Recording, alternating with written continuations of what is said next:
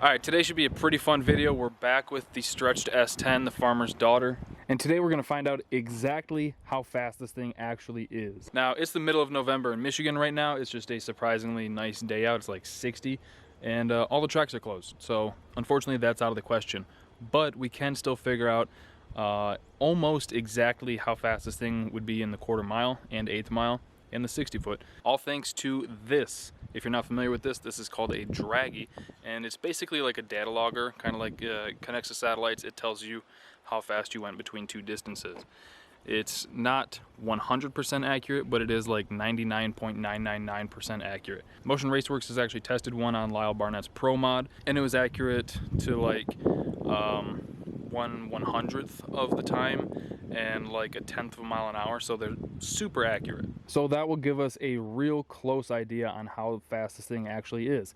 I don't think that this thing's going to be ridiculously fast, or perhaps not fast at all, but it looks cool and it has a lot of potential. Now, real quick, if you're not familiar with this vehicle, you should go back and watch some of the other videos with it. Why it's called the farmer's daughter is we bought it out of a farmer's field for 800 bucks. Not complete, it was a rolling chassis. We put the engine and transmission in it. I'll show you those in a second. But yeah, he built it 15 years ago and raced it for a few years, and it's basically been sitting for 10 years until we got it. And it is just a wild truck. Let me show you what we got going on here. So the engine is a 358 small block that makes realistically probably like 350, 370 horsepower, something like that. It's a fairly mild build. Not a lot of amazing parts on it, but it turns the tires. Transmission is a BOP Buick Olds Pontiac Turbo 400 that mates directly to the GM 12 bolt that has these really strange axles. So obviously you can see one of the limitations is it is a hardtail, which a lot of people were confused about. It's kind of old technology. Some of the old like slingshot style dragsters were hardtail, and they went 7s, you know. So it's not like it can't work, it just on this probably won't work. So we don't have our hopes super high. Sorry about that wind noise. But that doesn't mean that it's incapable of running a pretty decent number. Man, this thing just looks so wild. I love it.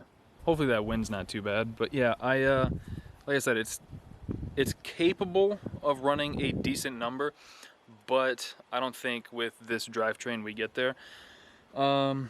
My kind of prediction for what it'll run today is I want to check the timing and everything first and look at the plugs, at least a few of the plugs, and I think it'll probably do like probably a 14, like a 14.2 maybe, if we get it to shift right.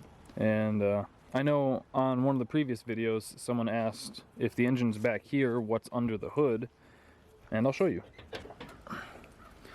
Not much of anything.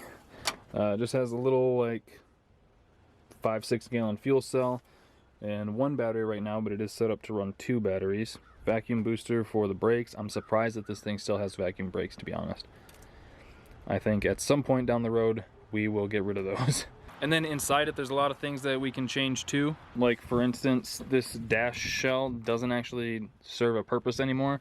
I mean, it's not like we're trying to make this thing look like a street truck. There's no reason to have it, to be honest. And it was cut not that great, so we'll probably end up pulling that out at some point. And then probably change up the steering column a little bit too, because a lot of this stuff, I mean, we don't need. We can just put like a real basic steering column and steering wheel in it. And then eventually redo the cage, or at least fix the problems with the cage, like this harness bar, put in some good door bars to help kind of triangulate things. Because I did notice when he was driving it around the yard one day that it flexes quite a bit without any door bars. So I think that would help tremendously.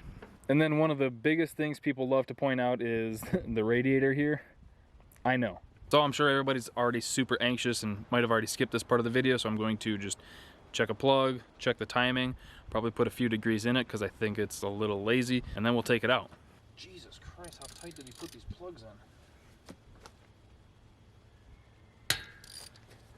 Yeah, he probably put those things in at like 100 foot-pounds.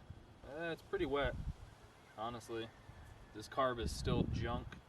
So this winter, just need to put a good carb on this thing and good distributor and, you know, go through the transmission, put a short tail on it so we can have a mini drive shaft, all that sort of stuff. Sheesh. So I'm gonna go find the timing light and we'll check that. Probably put like 38 to 42, somewhere in there, maybe 50, 60 degrees in it, we'll see. All right, found the timing light. Battery seems to have juice.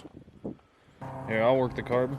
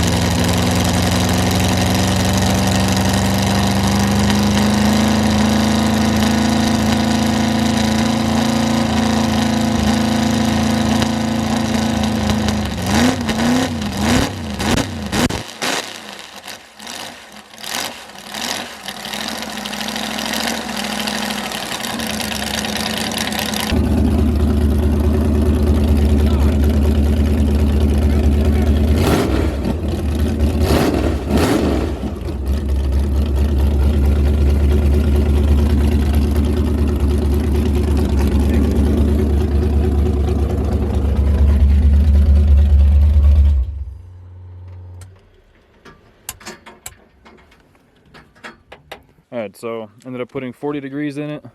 Seemed pretty happy there. Might end up having to put like a toggle switch in it so we can crank the engine over. Plus there's no nothing to charge the battery back up. Yeah. Damn this rain, dude. Yeah. I thought we could beat it.